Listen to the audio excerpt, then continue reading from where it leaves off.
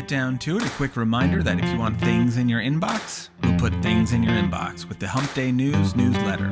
It's a regular wrap-up of coverage past and content to come, with links, tips, taters, and tots, served up fresh, nice, and hot.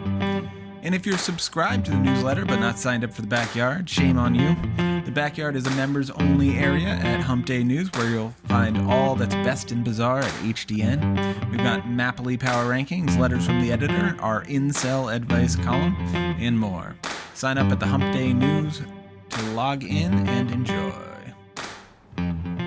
All right, I'm sitting here with Sarah Prusik, a fellow Hump Day News contributor, and we're going to do a little seg into two items. First item, we've got a interview that I conducted with Maurin, Auxéméry.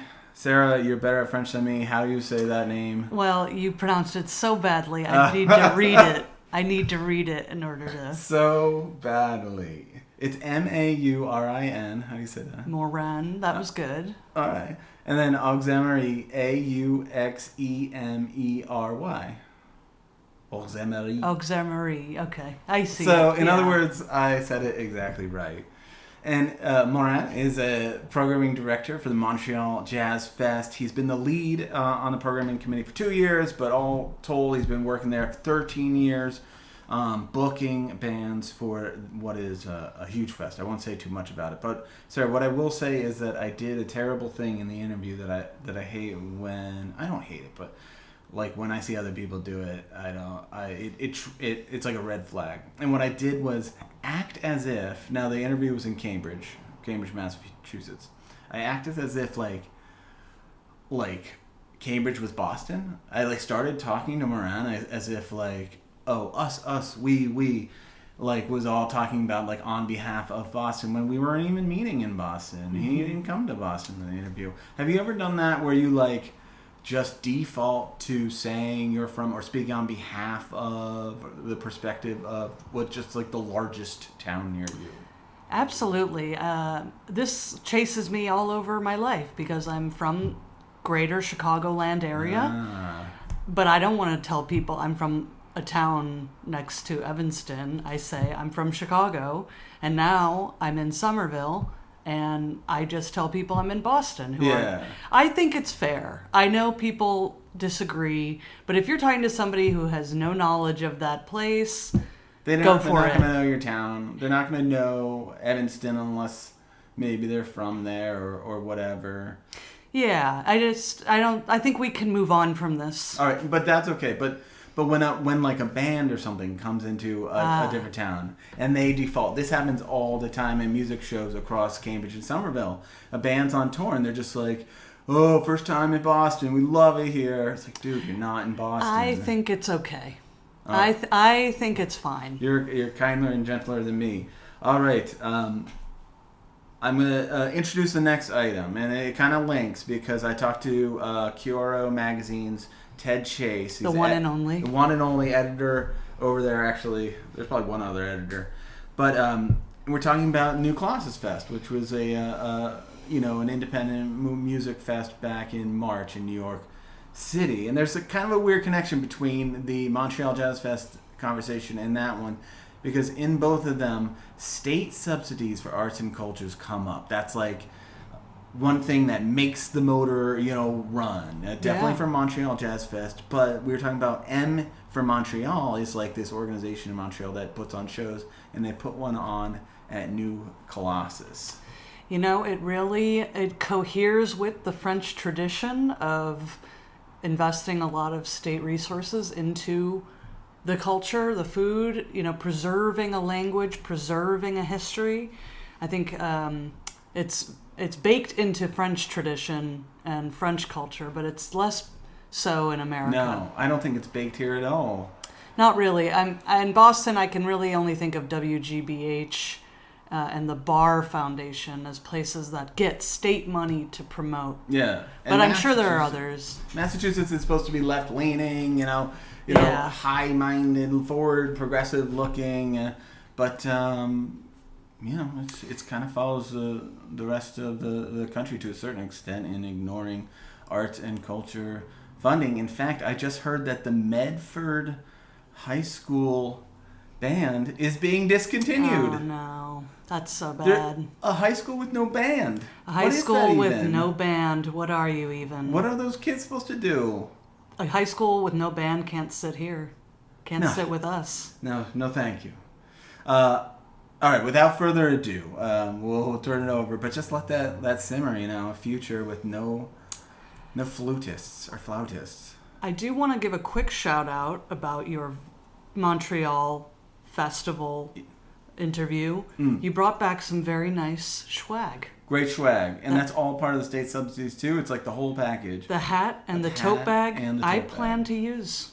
Nice. Well, thank you, Maurin, for that. And a quick shout out to you and Emily, who might be doing a podcast Yes. shortly. Me and Emily will be returning to the topic of fashion, summer trends. Summer trends. Do we like them? Do we not? We'll probably lean toward not liking them for the sake of snark. Yeah. Yes. All right, we will look forward to that, and you can look forward to the interview with Maurin coming up right now. Maybe some of these questions will be a little repetition of what you already addressed during the thing, but just to get it on tape, and this should be fine in terms of audio. It's pretty good in here. Maurin Auxéméry.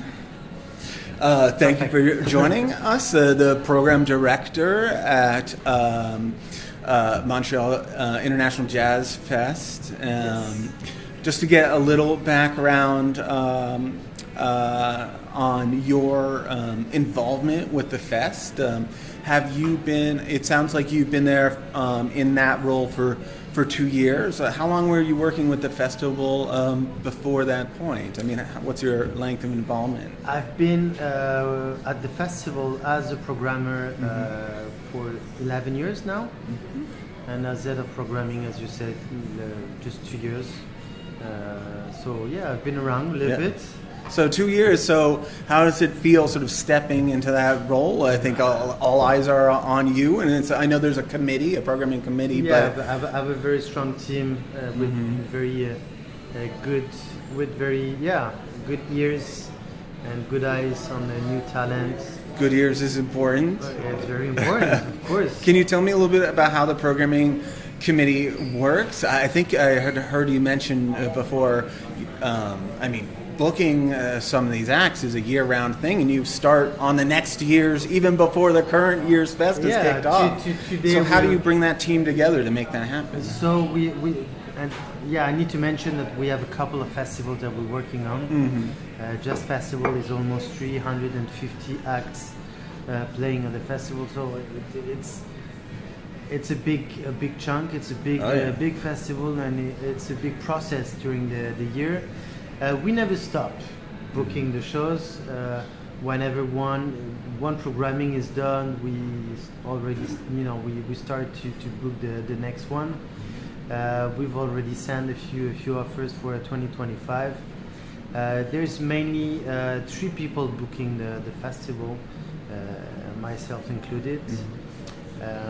And we have a support team too at the program. We did, a supporting team for the programming committee, and it's a team of 7 people as a whole.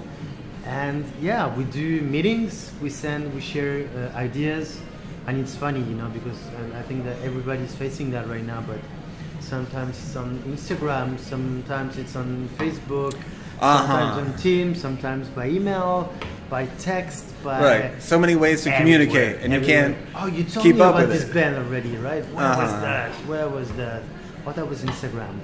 Can I ask? I went to the website and I saw there's a place that performers can apply to play. Yeah. Can I ask what's sort of the breakdown between artists that are applying to perform and artists that you're sort of soliciting, like booking? That's an interesting question. Yeah. Do I have the answer? I'm not sure. Anecdotally, after all these years, you were 13 years. What would you say the split is? It's funny because this year we used to have one person going through that email. Yeah. This year that was more complicated to go through all those applications. But yeah, sometimes we find some amazing stuff in there, and we like local stuff or but it's a business. Everybody knows us. They have our email, telephone. We talk to agents, to managers, to labels. We would tend to discover new artists, like unrepresented artists, not signed on a label, something like that. So it can be interesting. You did shout out some local artists here, Dominique Auxéméry, tout à fait. Yeah. So excited for that. I was looking into a little, and I'm new to Montreal International Jazz Festival. I haven't been there. I went up to Montreal once for Osheaga, and it was beautiful experience. Nice. Yes. Yeah, and when I look at how you're designing, how you've done it, and it's the 44th year, right? Yeah. With the open air environment, you sort of wander through parts of the city and learn about the city. I mean, has that always been the kind of vision for the fest over the years, or is that sort of open city quality something that is like developed over time? Yeah, the founder of the festival, Alain Simard, it doesn't work in the company anymore, but he's still around. We see him all the time. His vision at the beginning was to create like an utopic village. Where everybody could, gather and spend, share an experience, a musical experience together. And I think that idea was very strong because it's still that village that we're building every summer. 44 years after that, we're still having no doors. There's no door, there's no fences. If you want to go to the festival, you just need to go downtown Montreal and the number of free shows is tremendous. Yeah, it's like hundreds of shows that are free, and we have this year on the main stage playing outdoors. We have Iris Coyote playing Cory Wong. We have some local talent that are pretty famous in Montreal, in Quebec, and even Canada. We have Freddie Gibbs playing for free. We have, who else am I missing? We are going to have Robert Glasper playing, The Sacred Souls. But before that we have Yaya Bay, we have Corey Henry, Butcher Brown. So it's very jazzy. Can I ask, but does the show, what if it rains? Does the show go on? Of course. Yeah. You have some real Trooper fans that'll be there. I mean, the stage is covered, so you're good. Yeah. Last year we had the DJ Premier who played in front of crazy people. It was like pouring rain, and there was like real fans in front of him. Diehards, yeah. Diehards. I mean, and it's sometimes those can be the greatest memories. Exactly. People were completely wet, and I think that the DJ Premier himself was like wet. Yeah, there's like a roof on top of the stage, but if it's raining, the show must go on. And you can always duck into a local cafe. I imagine it's not like being in a mud pit in the middle of a mega festival. And we use 10 different venues indoors where we have shows. So if it's raining too much outdoors, you can still go get a ticket and see a venue indoor. All around Montreal. Yeah. We would stop a show if there's like a big storm, and that's it. Sure. If only the security of people and artists is at risk. Of course. Yeah. One thing you mentioned earlier, we had a little sort of round table earlier with some other journalists. You mentioned as a fest that sort of unites like different aspects of Montreal, like different communities, like the English speaking, the sort of francophone community. Yeah. Can I ask a little bit about like how the fest sits with Montrealers? I mean, in general, and let me put it this way: like, if you brought like a week and a half festival to Boston, the locals would start to complain. They'd be like, "Oh my God, the tourists are coming back again this year." Really? Well, yeah, we Boston, we love the business, we love very welcoming, but it's a lot, right? It's a lot of people. It's like it can be like sort of stressful with travel and tourism. How does the It's a party. Yeah. It's a party, and I think that people are super excited. One of the nickname of Montreal is the city of festivals, and all those festivals, and we include the F1 in there, the Formula One. It's kind of a festival, you know. It brings so many people from outside Montreal, like people around Montreal, but people from the U.S., from Ontario, from everywhere in the world. And I think that people from Montreal, they love sharing their city with people, you know, around. That's beautiful, and that is a sense I got when I visited briefly during the Oceaga. We're really into welcoming people I think from Bostonians outside. are just a little crankier. That's okay. You know, we said no to the Olympics. We were like, no thanks. I really. I mean, I understand it's too costly. It's a lot. But if you don't want to see people in Boston, then come to Montreal, and it's okay. We need a break from ourselves, maybe. Here's a sort of a future vision question for it, because you're 2 years into this program director. Like, is there a place that you and your team want to sort of bring the festival that it's not at already? I think it's, we're in the process to. Man, I have so many things to say about it.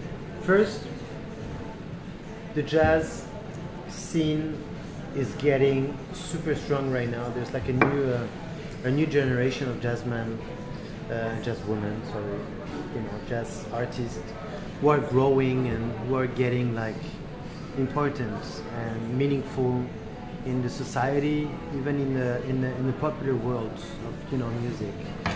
We see Kamasi Washington, we see Domi and Jedi Beck, we see Glasper, we see Makaya Craven, exactly, Angel Shabaka, Bataweed. all those people playing at Bonnaroo, playing at Coachella, playing everywhere, in big festivals. And we see those bands starting to sell tickets in like bigger clubs. And that's really the feeling we have, and we feel that we're participating to like the renewal of this art form today. And jazz has always been at the heart of what we're doing, because we're a jazz festival, and there's no way we're not going to present jazz in this festival. Jazz is super important, and it's coming back, and it's getting stronger, and it's super exciting. So this aspect is very close to my vision for the next years at the festival. We want to be a jazz festival, and we want to bring back jazz everywhere people are going to discover that kind of music. And the other thing is, this festival has been around for 44 years. It's going to be the 44th edition this year. And of course, like everything, at some point you're getting less interest from people around you.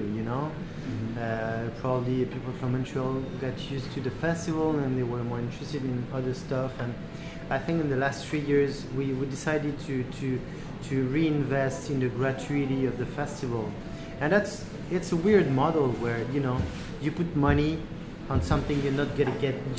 Gratuity meaning free shows. Free. Yeah. It's like it's on stage, we pay for it, and nobody needs to pay us to do it.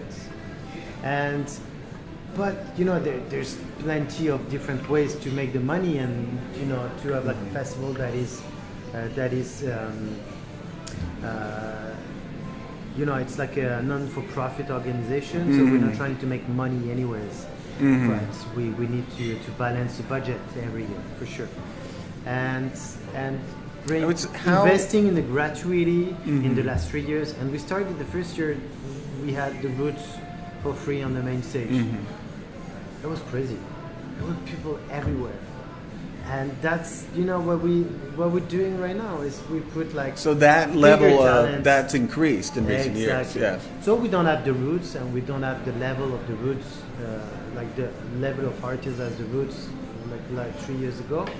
But I mean, Freddie Gibbs is going to bring many people. Yes, you've got a deep lineup here. And the thing is, this year we decided to spread the budget and having like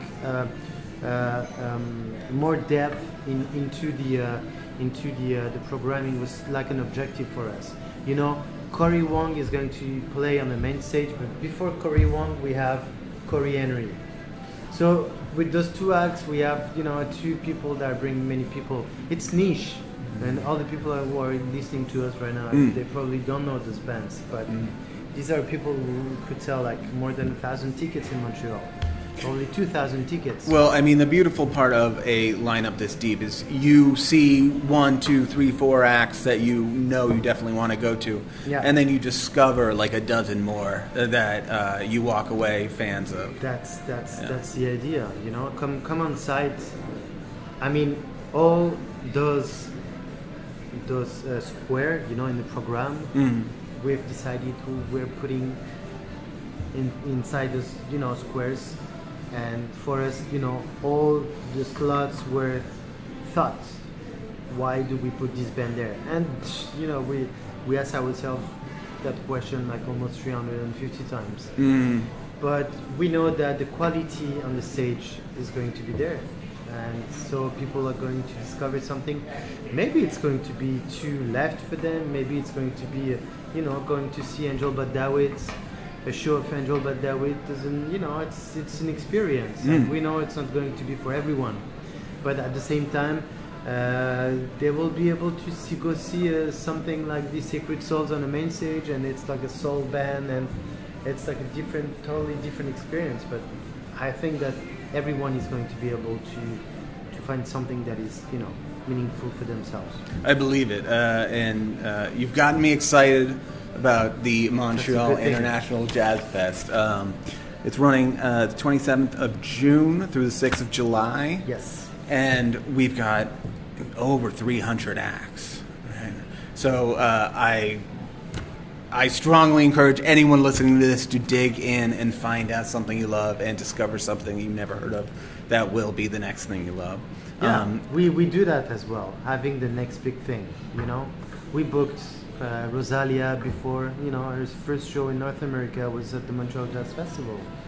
That's the kind of thing we're doing. And, this year we have a couple of bands that we think are going to grow.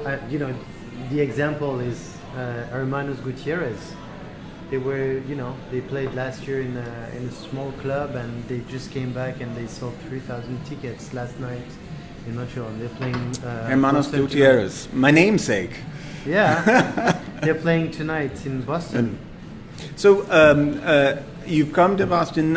You're spreading the gospel of the fest. What's your next stop on this? Home. You're going straight back. Yeah, straight back. Yeah. Have you been? But you've been to other towns. You gotta spread the word. Yeah, we do that in Europe too. Oh, okay. That's. Have you stopped in for any local music when you've been in Boston? We flew in this morning. Flew in, yeah. Next year I'll take more time. Yeah, take your time. I'll take more time next year. You'll like it. There's places, sprinkled all over. We are in the last, how to say that, last miles. Yes, home stretch. Yeah. And it's, we're building, we're trying to build a speakeasy at the festival this year. Like a club where we're going to put just, vinyl only kind of programming and DJs every night and good cocktails and, The like cocktails are legal, Yeah, no, it's legal, no problem. All right, final question here, and I know you're busy, I'll let you go. But what do you spend all year booking? What do you do when the actual festival's unfolding? Do you stop for a moment and enjoy it, or are you on the emails and on the phone all the way through? Whenever the festival starts, it's a different game. It's like we're working, but it's like the gardener was harvesting like the flower, or I don't know, any crops. Crops, sure. It's like soybeans. Yeah, you work, very hard during the year or during like the process. And then harvest time, you raise a glass. It's work, but it's like, the excitement of, that flower is beautiful, let's take it, and you see it on the table, and that's what we're doing at the festival. So it's long days and nights, but we go meet the musicians. We're having drinks, we dance, we sing, we cry sometimes, of course. Well, then let's leave it at that. Come to Montreal. Come for the music. Stay for the harvest. It's all happening Or just come for the up harvest. north of the border. Thank you again, Thank you so Maurin, much. and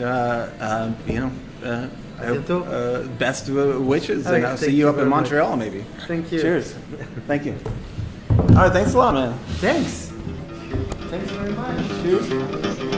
All right, recording. All right, we're here.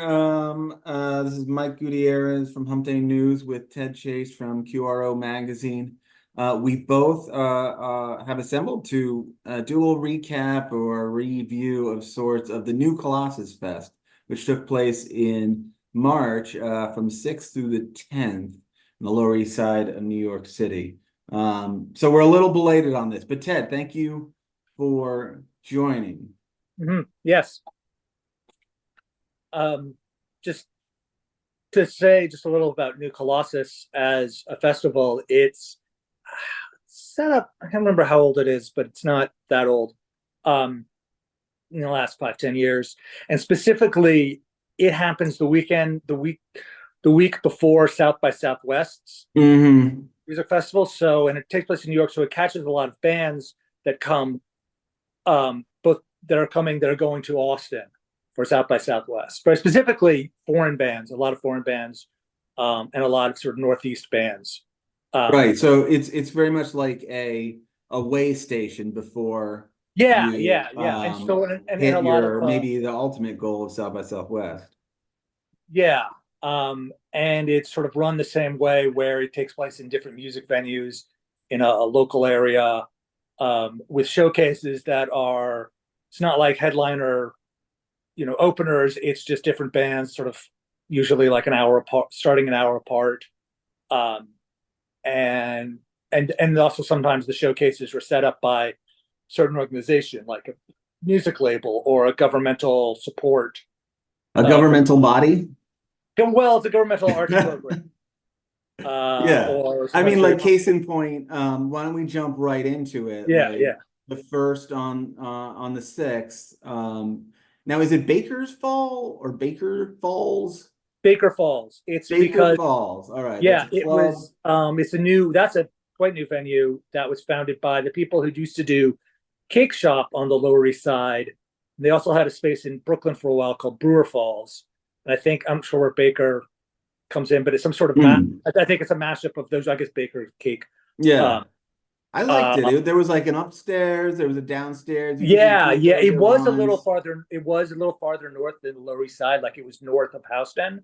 Like not that far. Only it was raining that night, and you had to pick up your credentials.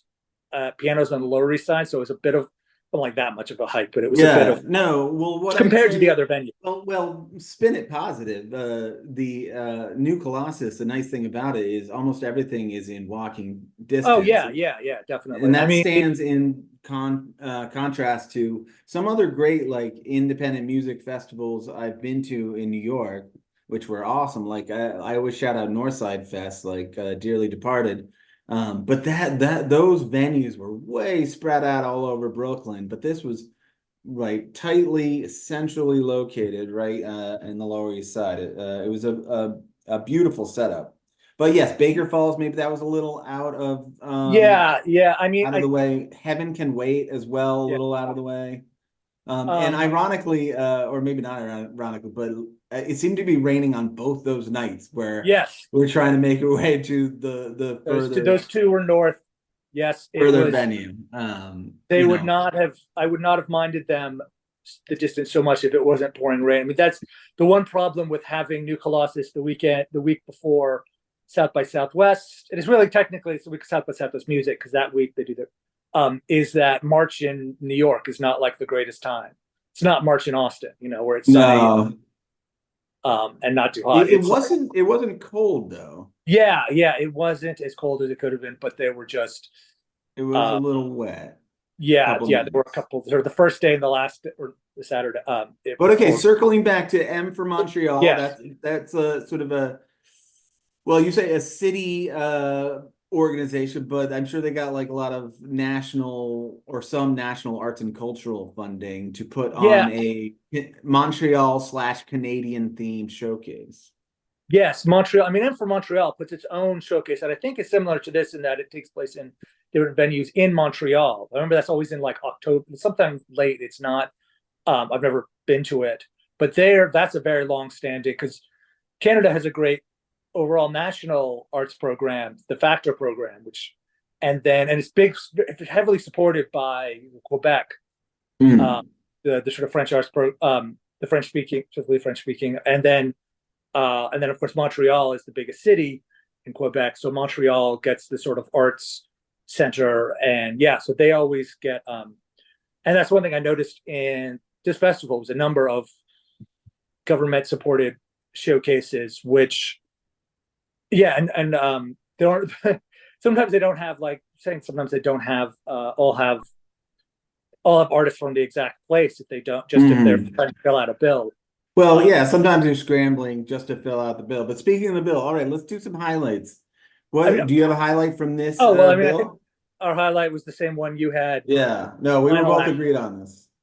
final act, no bro. That's one word, all caps, NOBRO. Who were this? You know, they were this young band that was. Yeah, what was it? Like Uh, an all-female yeah, I quartet, think it punk was. rock. Uh, and yeah, and they were just really energetic and really sort of back to sort of that sort of punk roots rock. Very, yeah, very rootsy, like great songwriting in that like, austere, straightforward, catchy punk way. Yeah, And it feel like the kind of band you could put on any bill and they would just like kick ass. yeah. Like one thing I was saying is I was glad they were almost was glad they were the last band because I would not want to have to come after them, especially if you're God love you, but if you're like a quiet band or Uh-huh. you And there were know, a few of those. yeah, yeah, if you're sort of more artsy or psychedelic, like it just wouldn't have worked after that. Whereas they could come in and just sort of, and because by that point, you know, we were sort of fading because you've been there, it was a 5 minute, Right. and you had to pick Yeah, up your it credit. wasn't a short bill. I would say there Yeah, was like maybe like five, yes, six five acts. bands. One, two, three, four, five, six. Yeah. Um, all right, so no bro. Bank that one. Let's keep with this country theme because I Oh, have you're sort right, of a six. side question that I want to ask you. And what spurred it was the show on the 7th at Rockwood Music Hall, which, by the way, I mean, are there multiple halls within that? Because the one I was at was like the side of There used really to be. small. There There used to be. used to. There used to be. There used to be like three, basically three rooms. There were like Okay. one, two, and three, but it's since gone reworking. I had not realized this, and I was talking with the bartender there, and I was there at a different time, and or talking. There was someone who worked ran the place who was saying that there used to be, but now it's just that one, and none of them were It big like it's that. that one room and it is nothing approaching a hall. It's a nice little like cafe like Yeah, little coffee shop type stage, but it's I mean yeah, a with full like bar, but like coffee shop type atmosphere. yeah. I mean, because it Um has the tables and it has like the little coffee table chair, not coffee right. table, but coffee. And it So has a huge piano on the stage, which they yeah, hadn't moved for the show. So no, all the no, they don't bands move had to that for set anything. up like drums, guitars, keys, everything had to be Yeah, like in front of this enormous piano that took up about 75% of the stage. yeah. Another side It's note, Rockwood Music Hall in Boston, that just shut down. So I don't know, oh maybe they're yeah, on hard times. that was I think that was through the same people. I remember because I was asking her about that. I don't know, Hmm. but All right, country, the country note here though. I saw two bands from two different countries. It wasn't like a country showcase, but it was just like bands from abroad that were playing there. So it was Papisa. They were from Brazil. Um, just great Brazilian pop. And Radio Trapani, they were from Italy. A three-piece, keys, guitar, and bass. And I gotta say, like Papisa blew it out of the water. Just great performance, great. The front woman was beautiful voice, great rhythm section, catchy songs. and just had that like beautiful Brazilian kind of style and flair Yes. when it comes to pop music. So here's the point of contrast that I want to make and ask you, like, do some countries just excel at pop music better than others? Because the Italian counterpart for that show, Radio Trapani, was a little underwhelming. Mm. I mean, just picking two random bands, and I think uh there are definitely places that have sort of a history. Like I always think of like New Zealand, which has this great indie pop history. Um, but it's also a question of size. I mean, Brazil is a massive country that Yeah. you might Italy's get. big. Italy's big, but it's not Brazil. If you ask anyone No. who follows world football, Brazil Yeah. dominates. I mean, because there's And also for sure, I'm Italian, not taking these bands as like the yeah. end all be all contrast, but it just brought it to mind. There's some countries, and I would put Italy there and maybe France as well. Just never quite muster like. But there's a certain Italian and French separately sounds. Maybe they're not pop. Maybe you wouldn't call them pop, but Like dance hall club music. yeah, yeah. Well, no, there's a certain the going back to like the '60s. It also depends what people are trying to what traditions people try to stick with or emulate. And certainly like Brazil has this tradition going back to the '60s. It was very big then. And because there's also the French and Italian ones then that maybe aren't as emulated now. It can just be whatever. And maybe We probably won't settle it here, but yeah. Yeah. Yeah, because all right, other highlights, band highlights you got. Oh, well, I've been thinking, just speaking of countries and specifically a band, which is a great one of those countries supporting is this organization called Focus Wales that brings Welsh bands. And the interesting is it's, they're not necessarily like, Welsh speaking or what have you. But because they've done a bunch of things, like I've seen them do other events. So they did it because they did an event in New York when Wales was playing America at football in the World Cup. They had some artists, and interesting also was the organization is based out of Wrexham in Wales, which is now famous for which is sort of northeast Wales. It's not based out of the like big cities like Cardiff or Swansea. I mean, not Wrexham, but Wrexham now. Oh, is that the town associated with yes, with the TV FX show? FX because actors Ryan Reynolds and Rob McElhenney bought the local the guy from Always Sunny in Philadelphia. Yeah, and Deadpool. Yeah. They bought it, and it's because it's the third season of the document. They're doing this documentary that's about it, and it's and they put a lot of money into the team and about moving up. Anyways, but I mean that's pure coincidence that it happens to be. But I mean, other than they're both Focus Wales, but it's that it doesn't. I think like a lot of places, especially in Europe, they can get everything gets focused on sort of the biggest cities. Like, I mean, in the UK as a whole, it's London. In Wales, it's like Cardiff and Swansea. And so it's sort of about and specifically in Axe, wanted to mention was this great band. I don't know if it's pronounced Minus or Minus. It's Mainas. Minas. Yeah, okay. Who we sort of had this sort of which is a sound that I've heard coming from other UK Ireland bands, is sort of angry, very verbose punk. Like if you of like the Idol, angry and verbose, like an irate, like English and sort of in more rapid fire lyrics. Like if you think of like Idols or Sleaford Mods or Fontaine's DC. Okay. I mean, it's sort of like that. I don't know I don't know if that's like a whole scene or if they're like being compared to each other. Just like a little bit more literate, Yeah, like they had a great, and they want to show it.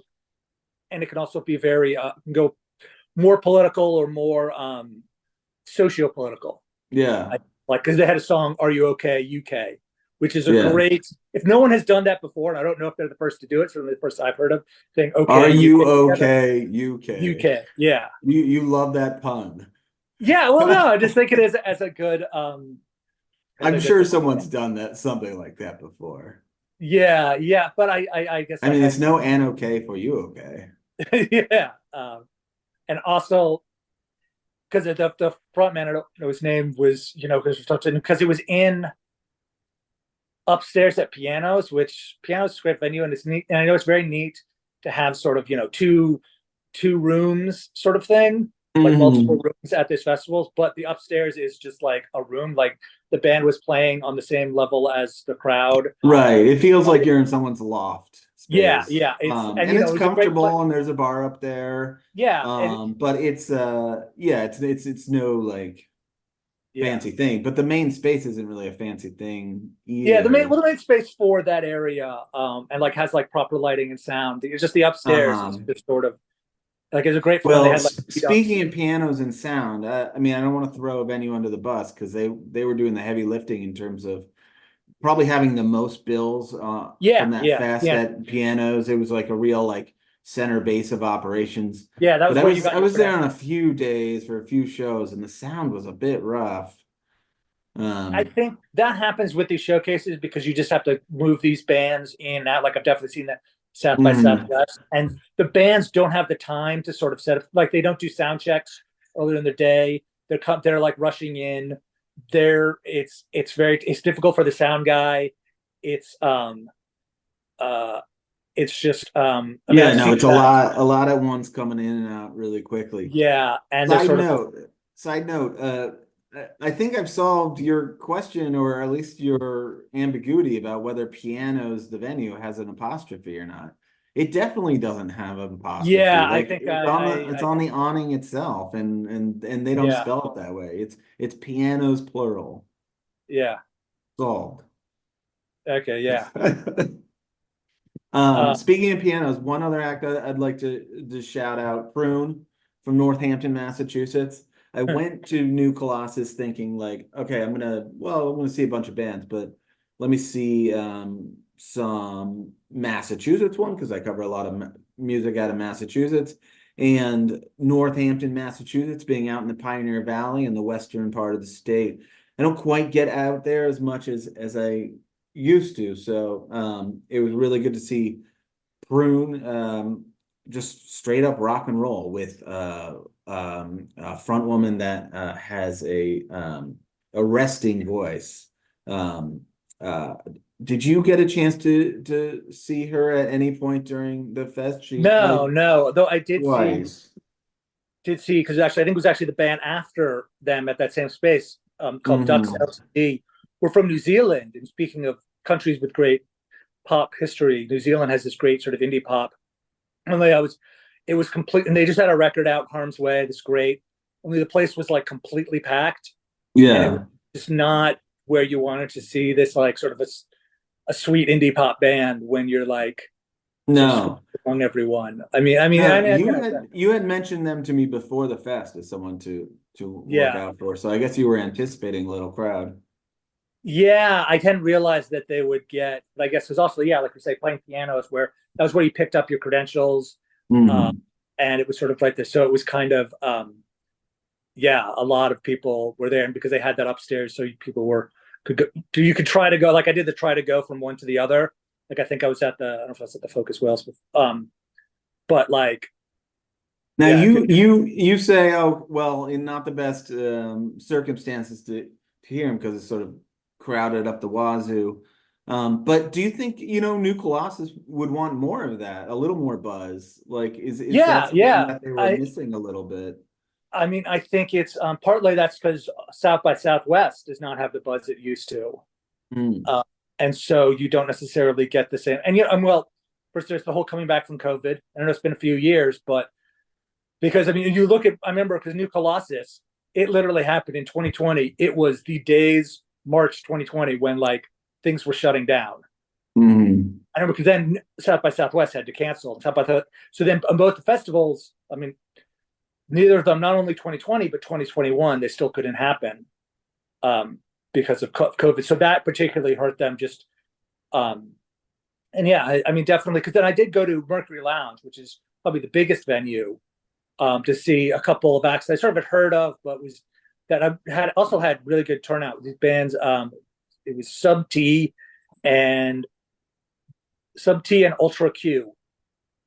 Just coincidence that their names that had sort of big crowds. It seemed like those crowds though seemed like they were like people who bought tickets to this show, like, and were there for that specific band. And they were sort of more sort of energetic indie rock. And it was, yeah, and sort of because it was a bigger space, that had really good, that has good lighting and setup and what have you. It sort of worked better. It's a tricky thing with these sort of different venue places is that when you try to keep it close by, you end up sacrificing that quality for distance. Well, yeah, you probably have to trade something for that. Yeah. It was why I liked Baker Falls. Which was a little further, but it was nice. Whereas Heaven Can Wait, the other place, that felt like they were playing in a corner of a bar. It was like that. But I'll say it for that Spanish Wave showcase. Like it was full, and people were into it. The bands were into it, and it's one of those like country showcases that felt like it really worked for me because sometimes you just feel like you go to one of those things and there's like excess of like government arts and culture funding, and they were gonna like make this happen whether or not like anyone was excited about the bands or not. But like not so at the Spanish Wave. Heaven Can Wait. That was a really good scene. Yeah, I think I've seen that at South by Southwest, but at New Colossus, if they're already stretching to New Colossus, it's like they're sort of committing to doing a thing. They're super on board. Fans. Yeah, and and they're just not the big spaces, and it's sort of a bonus thing. So they just can't. It can't be like if they didn't have enough acts, they just weren't going to do it. It wasn't like we're like we have this line item of cultural funding. We're going to use it no matter what. Like, because I've seen that because I think it's more like this is the extra for doing South by, because like all these especially all these governmental organizations, they were all doing South by Southwest stuff as well. And one of the great things to say about the governmental organizations is they show up every year pretty much. Like they're a reliable source. The problem that's happened with South by Southwest is when they used to get like random corporations sponsoring, and they could bring in a ton of money, but then the next year they're gone. They come back. And then, or the music labels, maybe they do things, but maybe they don't have because of the music industry's difficulties. Maybe they just don't have the acts this year to do a thing or to do a big thing, or they cut back. Whereas, governmental funding, and this is true, sort of can be true kind of across the board, is even if it's not the fanciest or splashiest thing, it'll come there every year, and it'll really be like, okay, for these new music showcases, they're not trying to book some huge act from their country, even if it's from their country. They're like, no, we're trying to showcase smaller, younger acts, right? Which I love. Those are the kind of acts that I want to come out for. Yeah, if that's what you're, and then, but in terms for your average like concert goer, it sounds like your observation for this fest was like the shows that did the best in terms of attendance, probably the ones that would have done well anyway, regardless of the festival. Like whether it was just a bill at a location that was going to do decent numbers. Certainly the artists, like I was saying, like with Dux LTD or Sub T and Ultra Q, but like you also would have had not as many people there for the artists beforehand. You would have not as many people for the artists beforehand, and then if there were artists after, it would be like you were saying for Prune. I'm sure the place wasn't like ultra packed, and then the next band was Dux LTD, and it was right. You get a little spillover crowd. Yeah, but it's where something like the M for Montreal thing, it was kind of the same amount the whole night. You had maybe a few less in the first band and maybe a few less in the last band, just by virtue of things. But so it's there's also the thing where you're sort of sometimes they're catching bands that are just playing a tour. Maybe they have a tour arranged to go to South by Southwest. So you're doing that, but they're not part of a showcase. They're not like it's so. But hey, if you can catch those bands. Yeah, well, they get on bills a variety of ways. Obviously, it's not all the country showcases. And I noticed that they're already accepting applications for next year's New Colossus. So the process never ends. Yeah, then they set that up almost as soon as they're done there, just because they want to get as many early as possible, because the more you get, the more you get. I mean, that's the problem for South by Southwest, is when the What do you fewer mean? The acts. more you get, the more Well, you no, get. just that if you have a bunch, then it's easier to get more You have a bunch of like artists booked artists already. already, yeah, or sponsors or what Oh, have you. okay. It's easier to get more. The problem is if you don't have that critical mass, it can be a self-fulfilling. This is the thing that's happened to South by Death Southwest in the last spiral. Yeah. few years. I don't say death spiral, but it's just like, Death okay, spiral is too strong, but yeah, but it's diminished presence. yeah, it's a thing. And and there's fluctuations and all, and outside economic forces and what have you. Because I mean, yeah, like I also noticed they do shows throughout the year as well under the New Colossus. there's a thing, like during the summer they will do shows sort of on the Sunday afternoon. This bar called in New York called 18th Ward Brewing, that is right across the street from Brooklyn Steel, a big music venue in New York. It's deep in Brooklyn. And they started doing that in like 2021 when it was still kind of, but it's they're outside. It's like on the street, sort of right outside the bar, and it's kind of a distant area, so it's not like high like car traffic or anything. And they were doing that And those are because of mostly COVID, like an outdoor air thing. yeah. Well, they started doing it because of COVID and because it's like free. It was just meant to be like a free thing. Like there's like a tip jar for the bands, and it's a Sunday afternoon thing where maybe people aren't going out to the bar on Sunday afternoon for the bar, and it's sort of, and they have, because it's kind of a little more distant, like it's a hike from the closest subway stop. They've got the space. But if nothing else, like it gives them a reason to promote their name and their brand throughout the year, instead of just for one. Yeah, and it's usually smaller, like New York bands, and sometimes it's bands where it's like, oh, it's just the one guy will play, like the main guy, as opposed to doing the whole thing. But you can't, like I've seen people who like will visit it like with their family, like locals and stuff like that, just because it's like they're like park tables and stuff like that, and like a food taco truck and stuff. It was a neat thing. It was, especially in 2021, it was like the first things that were concerts that were happening. It's all right. Some questions for the future, Ted. Like, yeah, I mean, let's suppose that South by Southwest, like, sort of continues to lose a little steam, and that sort of gives New Colossus a little less marquee value as like a prelude to that. Like, is there a place or a desire or a hunger in New York City right now for like a fest like this, like all on its own, independent of South by Southwest? That is a good question, and I'm not sure. There's certainly some. It's whether it's financially viable, because New York City is an expensive town, and it's a question of, and it's a lot of stuff outside of New Colossus or whoever's hands, in terms of like, are those venues going to be there again next year? Like, are they still going to be doing music? Are there bands that are going to be able to afford to do the trip? And that's one thing I was saying with the governmental support is it's more of an assurance thing, especially for these European bands or foreign bands who like probably couldn't make this trip without their local funding. Like they wouldn't have done this. Right. Like you're never gonna get like people traveling from far away to go to a fest like New Colossus if it wasn't either like, an endpoint at something bigger like South by Southwest or like major government funding. Yeah. I mean, you can, but that's okay. You can do it with local bands. Again, I hate to keep going back to Northside Fest, but it seemed like once upon a time there were plenty of like lower level bands that were. The festival itself does not make a ton of money, so it really has to be, and it can be tough for just the people organizing it, because it takes a lot of organization and a lot of work. Right. To do that. I mean, all festivals, and if you're not like Coachella or something, it's not necessarily, you're not making a ton of money. A lot of them have support from, governmental organizations, or, they have all their sponsors. So it can just be like, is it really worth, if you're not going to do it, is it worth putting, committing to?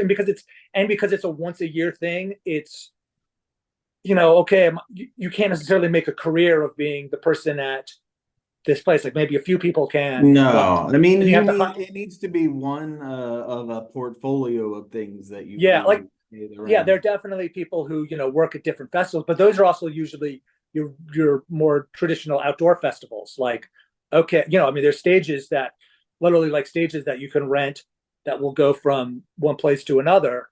Uh, and so it's just, yeah, it really has to be sort of a labor of love by the people who are doing it. Mm. Because I've sort of met some of them, and they're very into it, but it's like if they're still committed to doing it, uh, It's it a can, lot. yeah, So yeah. I mean, this sounds like an extended advertisement for state subsidized arts and cultural yeah, yeah. programming. I mean, the one thing I would say, That's basically our conclusion here. yeah, I mean, because that's the thing in America, you don't, because also one reason a lot of these countries and places have that support is because they don't want to get swamped by American artists, you know, Mm. or even British, like I was saying, like Focus Wales. That's you don't have a like Focus London because London doesn't need it. Um, You know, it's funny I mean, talking about all this. Let me just do a quick aside here, but it's funny talking about all this like state subsidized arts and cultural stuff. Um, Maurin Auxéméry, the programming director for the Montreal Jazz Fest, just came through Boston, Cambridge actually, and he was doing a little like luncheon presentation for local music journalists, yada yada, just to pitch the fest. And so I went to that, and I had a free 3-course lunch. It was wonderful. Thank you, Montreal Jazz Fest and Canada and Montreal. But doing a little research into the Montreal Jazz Fest, it's as it turns out, the local Montreal jazz musicians have been historically a little unhappy with like how little they get included in that massive yeah, fest. that's Is, that's it's a push pull. I've seen that at lots of festivals, um, because essentially they want to bring in the bigger artists from outside, you know, from the world or mm. whatever, and so that will crowd out the local artists. But the big artists are the ones who draw people that and make it, you know. Whereas the local artists, if you just don't have the same draw, and it does get a thing like I know I can understand it being like you're annoyed, like here's this jazz festival in my city, and I'm a jazz player in the city, but you know the festival isn't just, you know, those big festivals. They want people I to mean, come you from want outside to of you want the Montreal. big draw so you get the big names. But the Yeah, yeah, Montreal Jazz Fest is literally like the Guinness Book of World Records holder for the largest music festival, I think. Or maybe it's just I, jazz music. In yeah, any probably case, it's jazz festival. enormous. And the fact that like they couldn't find enough space for local musicians just, you know, so, but anyway, Well, wait, it's big. not a crisis or anything. There's actually a whole nother festival that set itself up in opposition. But that is neither here nor there. But it's an interesting topic, Ted, that we should bring up another day. The push-pull of booking a fest in a town in terms of big names versus the local sort of musical representation. Yeah, yeah, But that's put a bookmark on that. We'll come back to that another day. But I want to thank you for hanging out and talking a yeah, little new Colossus rap with the Humpcast. yeah. And you can see the recap we did, Mike and I did, of the new Colossus on the QRO mag. It's QROMAG.com. That's right, and I also recommend the all the festival previews that you do, QRO magazine, and certainly I expect if New Colossus is coming back, a preview will come back, and maybe we'll see each other both at that New Yeah, yeah, Colossus next year if the dates work out. yeah, yeah. All right, Um, well, happy trails, Ted, and stay yeah, cool in this steamy and sultry late spring. yeah. Or early summer. Well, summer doesn't start until And I always say that, officially. and it's always like, oh, winter doesn't start until like December, Well, like there are December. dates that are associated with this. You All know, right, but we're those about are to run like out of the time, but point. thank you, Ted. Ted will, Yeah, you know, I'm around. You're not coming out for Boston Calling, but you know, hit us up in the rest of the summer. We yeah, got a yeah, guest room. All yeah. right, peace. Peace.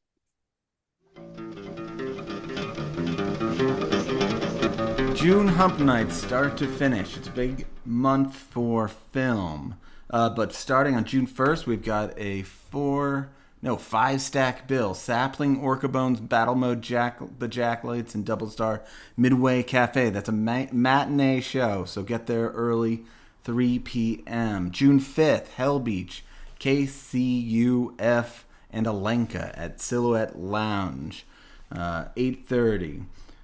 June 8th, Midway Cafe. We've got E, Wrong, Hansy, Medical Maps, 4 Stack Bill, 8 p.m. Now getting into some film here. Regent Theater, we've got The Humbler, the Danny Gatton story.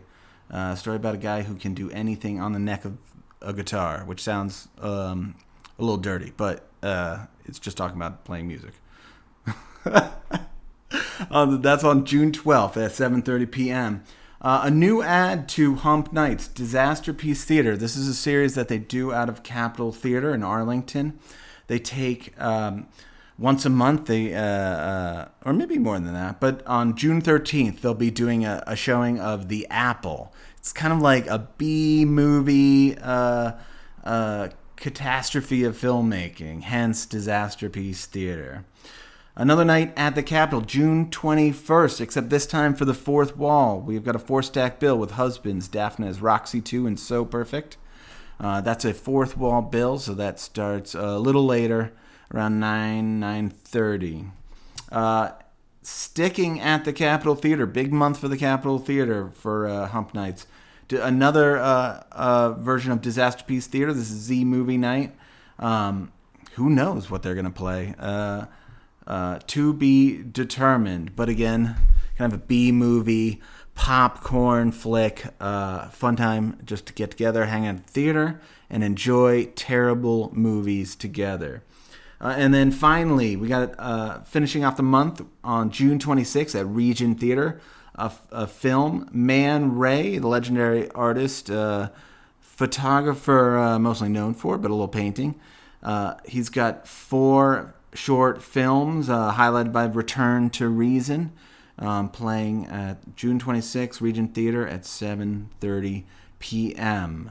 Win tickets to all of these, +1 for a guest, just by taking the local music quiz. So if you know a lot about local music, ace the quiz, win the tickets for the entire slate of shows all month long. That's Hump Nights. Special thanks to our partners, Midway Cafe, Regent Theater, Capitol Theater, The Fourth Wall, Silhouette Lounge, and our bookers, Tiny Oak and I Book Things. That's Hump Nights. Check it out. Thanks for joining. Visit us at the site at humpday.news for good junk in art, politics, sports, and culture. Follow us on our socials, subscribe to the newsletter, sign up for the backyard, and for the love of God, remember, every day is Hump Day. I don't need a home address, got a little homie, yes. That's why I ain't flown the nest. That's why I ain't flown the nest. I was built for life on the road, nights all alone, between the white lines, right rhymes for the soul. Different time zones, I'm dreaming. Different time zones, I'm dreaming. But what if the pen he earned became the pen he saved, that helped him write the verse that takes it all away? Cause right now, everything I write down's like a fight till the lights out. I'm in the 9th round of a 9-mic bout, but life's taking the bite out. Am I on the right route? I don't know, I might bounce. I don't know, I might sound crazy lately. I'm off of my rocker, I'm out of my head, so I'm hitting the bottle till I fall into bed. And I hope they find me safely. If I'm sleeping, please don't wake me. Just let me rest in peace. See where my dreams will take me. And I hope they find me safely. If I'm sleeping, please don't wake me. Just let me rest in peace. See where my dreams will take me. I wanna feel what it means to be. What it means to be free. Empty views that may seem like it's just a dream. What is real to me? Put me on a rocket ship, push me off and awfully quick. Label me an optimist, reaching for the peak before I see the storm that's blocking it. There's no other option when music is the hope and goals, and hoping is a lonely road. My heart on the stage like it's all on the page, but I'm gone soon as the doors are shut. Strapping my back with the weight of my statements, not for blacks and depths, but to help others make it. I wanna see blurred white lines become favorite moments.